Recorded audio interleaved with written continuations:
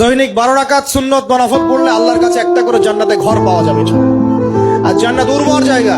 আপনি যদি চান আপনার জায়গায় বেশি বেশি গাছ লাগাতে, খালি পড়বেন সুবহানাল্লাহিল আযীম ওয়া বিহামদিহি, সুবহানাল্লাহিল আযীম ওয়া বিহামদিহি, একটা একটা করে খেজুর গাছ জন্মাবে ইনশাআল্লাহ তাআলা।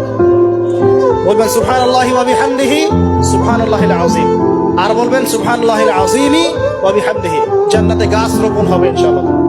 এটা গেল 6 নাম্বার, নামাজ বেশি বেশি পড়া। 7 নাম্বার, জি বলছি, 7 নাম্বারটা হচ্ছে, আমি আর 4টা বলে শেষ করছি। 7 নাম্বারটা হচ্ছে যে সৃষ্টির সেবা করা। কি করা ভাই?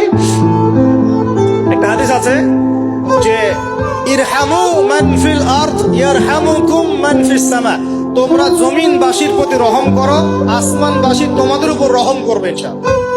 আল্লাহর ভালোবাসা পাওয়ার অন্যতম মাধ্যম হচ্ছে জমিনবাসীর প্রতি রহম করেন।